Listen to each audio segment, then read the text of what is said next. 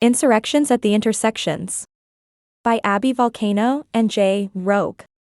Date, 2012. We need to understand the body not as bound to the private or to the self, the Western idea of the autonomous individual, but as being linked integrally to material expressions of community and public space. In this sense, there is no neat divide between the corporeal and the social, there is instead what has been called a social flesh. Wendy Harcourt and Arturo Escobar. The birth of intersectionality. In response to various U.S. feminisms and feminist organizing efforts, the Combahee River Collective, an organization of Black lesbian socialist feminists, wrote a statement that became the midwife of intersectionality. Intersectionality sprang from Black feminist politics near the end of the 1970s and beginning of the 1980s, and is often understood as a response to mainstream feminism's construction around the erroneous idea of a universal woman, or sisterhood. At the heart of intersectionality lies the desire to highlight the myriad ways that categories and social locations such as race, gender, and class intersect, interact, and overlap to produce systemic social inequalities. Given this reality, talk of a universal women's experience was obviously based on false premises, and typically mirrored the most privileged categories of women, i.e., white, non-disabled, middle class, heterosexual, and so on. Initially conceived around the triad of race/class/gender, intersectionality was later expanded by Patricia Hill Collins to include social locations such as nation, ability, sexuality, age, and ethnicity. Rather than being conceptualized as an additive model, intersectionality offers us a lens through which to view race, class, gender, sexuality, etc. as mutually constituting processes, that is, these categories do not exist independently from one another, rather, they mutually reinforce one another, and social relations that materially play out in people's everyday lives in complex ways. Rather than distinct categories, intersectionality theorizes social positions as overlapping, complex, interacting, intersecting, and often contradictory configurations. Toward an anarchist critique of liberal intersectionality. Intersectionality has been, and often still is, centered on identity. Although the theory suggests that hierarchies and systems of oppression are interlocking, mutually constituting, and sometimes even contradictory, intersectionality has often been used in a way that levels structural hierarchies and oppressions. For instance, race, class, and gender are often viewed as oppressions that are experienced in a variety of ways/degrees by everyone, that is, no one is free of the forced assignations of identity. This concept can be useful, especially when it comes to struggle, but the three categories are often treated solely as identities, and as though they are similar because they are oppressions. For instance, it is put forward that we all have a race, a gender, and a class. Since everyone experiences these identities differently, many theorists writing on intersectionality have referred to something called classism to complement racism and sexism.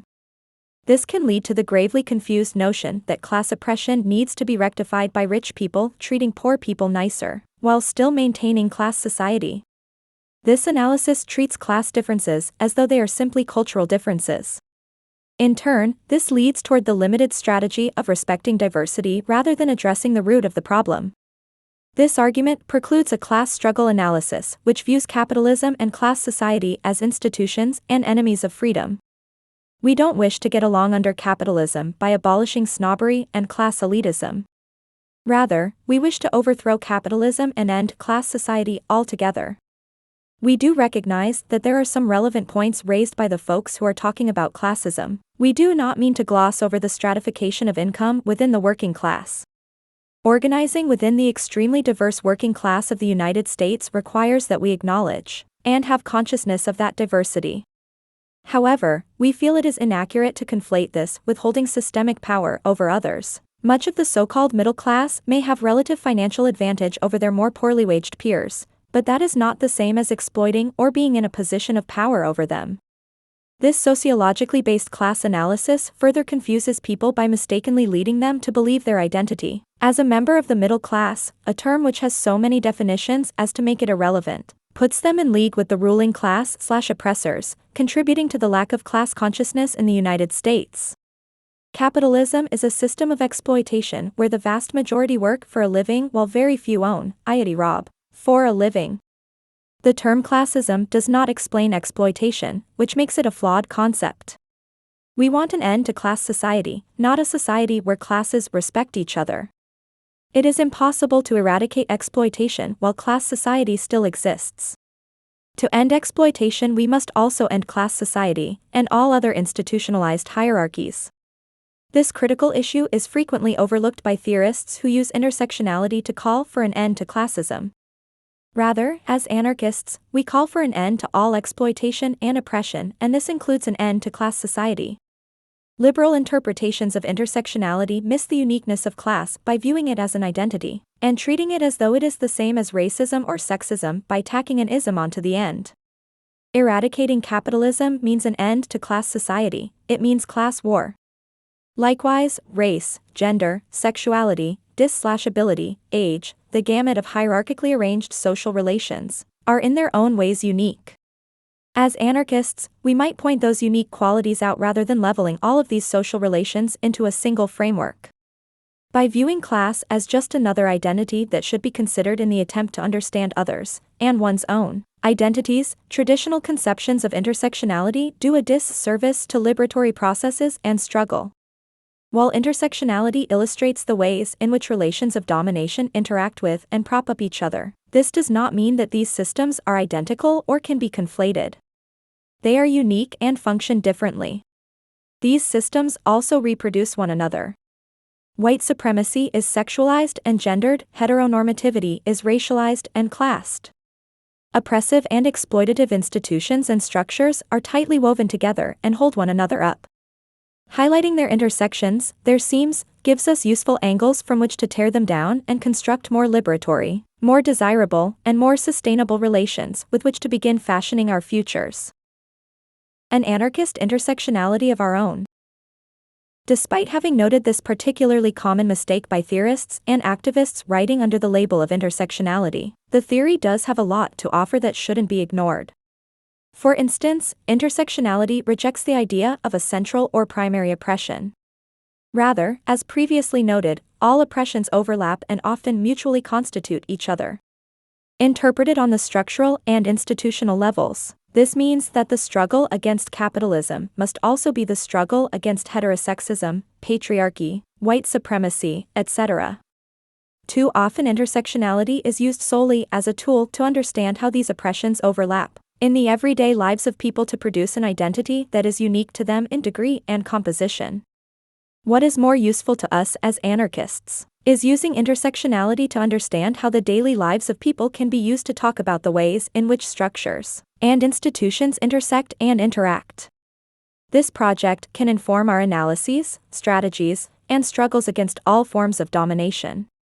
That is, anarchists might use lived reality to draw connections to institutional processes that create, reproduce, and maintain social relations of domination. Unfortunately, a liberal interpretation of intersectionality precludes this kind of institutional analysis, so while we might borrow from intersectionality, we also need to critique it from a distinctly anarchist perspective. It is worth noting that there really is no universally accepted interpretation of intersectionality. Like feminism, it requires a modifier in order to be truly descriptive, which is why we'll use the term anarchist intersectionality to describe our perspective in this essay. We believe that an anti-state and anti-capitalist perspective, as well as a revolutionary stance regarding white supremacy and heteropatriarchy, is the logical conclusion of intersectionality. However, there are many who draw from intersectionality, yet take a more liberal approach. Again, this can be seen in the criticisms of classism rather than capitalism and class society, and the frequent absence of an analysis of the state. Additionally, there is also at times a tendency to focus almost solely on individual experiences rather than systems and institutions. While all these points of struggle are relevant, it is also true that people raised in the United States, socialized in a deeply self-centered culture, have a tendency to focus on the oppression and repression of individuals, oftentimes to the detriment of a broader, more systemic perspective. Our interest lies with how institutions function and how institutions are reproduced through our daily lives and patterns of social relations. How can we trace our individual experiences back to the systems that reproduce them, and vice versa? How can we trace the ways that these systems reproduce one another? How can we smash them and create new social relations that foster freedom? With an institutional and systemic analysis of intersectionality, anarchists are afforded the possibility of highlighting the social flesh mentioned in the opening quote. And if we are to give a full account of this social flesh, the ways that hierarchies and inequalities are woven into our social fabric, we'd be remiss if we failed to highlight a glaring omission in nearly everything ever written in intersectional theories: the state. We don't exist in a society of political equals, but in a complex system of domination where some are governed and controlled and ruled in institutional processes that anarchists describe as the state. Gustav Landauer, who discussed this hierarchical arrangement of humanity where some rule over others in a political body above and beyond the control of the people, saw the state as a social relationship. We are not just bodies that exist in assigned identities such as race, class, gender, ability, and the rest of the usual laundry list. We are also political subjects in a society ruled by politicians, judges, police, and bureaucrats of all manner. An intersectional analysis that accounts for the social flesh might be extended by anarchists, then, for insurrectionary ends, as our misery is embedded within institutions like capitalism and the state that produce, and are reproduced, by the web of identities used to arrange humanity into neat groupings of oppressors and oppressed. As anarchists, we have found that intersectionality is useful to the degree that it can inform our struggles. Intersectionality has been helpful for understanding the ways that oppressions overlap and play out in people's everyday lives. However, when interpreted through liberal frameworks, typical intersectional analyses often assume myriad oppressions to function identically, which can preclude a class analysis, an analysis of the state, and analyses of our ruling institutions. Our assessment is that everyday experiences of oppressions and exploitation are important and useful for struggle, if we utilize intersectionality in a way that can encompass the different methods through which white supremacy, heteronormativity, patriarchy, class society, etc. function in people's lives, rather than simply listing them as though they all operate in similar fashions. Truth is, the histories of heteronormativity, of white supremacy, of class society need to be understood for their similarities and differences. Moreover, they need to be understood for how they've each functioned to reshape one another, and vice versa. This level of analysis lends itself to a more holistic view of how our ruling institutions function, and how that informs the everyday lives of people. It would be an oversight to not utilize intersectionality in this way. From abstraction to organizing, reproductive freedom and anarchist intersectionality. The ways in which capitalism, white supremacy, and heteropatriarchy, and disciplinary society more generally, have required control over bodies has been greatly detailed elsewhere, but we would like to offer a bit of that history in order to help build an argument that organizing for reproductive freedom would benefit from an anarchist intersectional analysis. Reproductive freedom, which we use as an explicitly anti-state, anti-capitalist interpretation of reproductive justice, argues that a simple pro-choice position is not sufficient for a revolutionary approach to reproductive rights. Tracing how race, class, sexuality, nationality, and ability intersect and shape a woman's access to reproductive health requires a deeper understanding of systems of oppression, which Andrea Smith outlines in her book Conquest. Looking at the history of colonialism in the Americas helps us understand the complexities of reproductive freedom in the current context. The state as an institution has always had a vested interest in maintaining control over social reproduction and, in particular, the ways in which colonized peoples did and did not reproduce. Given the history of forced sterilization of Native Americans, as well as African Americans, Latinos, and even poor white women, we can see that simple access to abortion does not address the complete issue of reproductive freedom.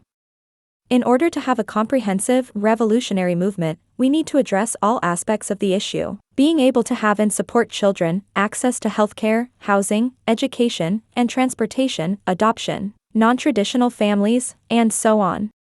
In order for a movement to be truly revolutionary, it must be inclusive. The pro-choice movement has frequently neglected to address the needs of those at the margins. Does Roe v. Wade cover the complexities of the lives of women and mothers in prison? What about the experiences of people who are undocumented? Trans folks have long been fighting for healthcare that is inclusive. Simply defending the right to legal abortion does not bring together all those affected by heteropatriarchy. Similarly, Legal choice where abortions are expensive procedures does nothing to help poor women and highlights the need to smash capitalism in order to access positive freedoms. Reproductive justice advocates have argued for an intersectional approach to these issues, and an anarchist feminist analysis of reproductive freedom could benefit by utilizing an anarchist intersectional analysis. An anarchist intersectional analysis of reproductive freedom shows us that when a community begins to struggle together, they require an understanding of the ways that relations of ruling operate together in order to have a holistic sense of what they are fighting for. If we can figure out the ways that oppressive and exploitative social relations work together and form the tapestry that is daily life, we are better equipped to tear them apart. For instance, to analyze the ways that women of color have been particularly and historically targeted for forced sterilizations requires an understanding of how heteropatriarchy, capitalism, the state, and white supremacy have worked together to create a situation where women of color are targeted bodily through social programs, such as welfare, medical experiments, and eugenics. How has racism and white supremacy functioned to support heteropatriarchy? How has sexuality been racialized in ways that have facilitated colonizers to remain without guilt about rape, genocide, and slavery, both historically and contemporarily? How has white supremacy been gendered with images such as the mammy and the Jezebel? How has the welfare state been racialized and gendered with an agenda for killing the black body? Systemic oppressions such as white supremacy cannot be understood without an analysis of how those systems are gendered, sexualized, classed, etc. Similarly, this kind of analysis can be extended to understanding how heteropatriarchy, heteronormativity, capitalism, the state, all human relations of domination function. This is the weight behind an anarchist intersectional analysis. An anarchist intersectional analysis, at least the way we are utilizing the standpoint, does not centralize any structure or institution over another, except by context. Rather, these structures and institutions operate to reproduce one another. They are one another. Understood in this way, a central or primary oppressive or exploitative structure simply makes no sense. Rather, these social relations cannot be picked apart and one declared central and the others peripheral. And they are intersectional. After all, what good is an insurrection if some of us are left behind?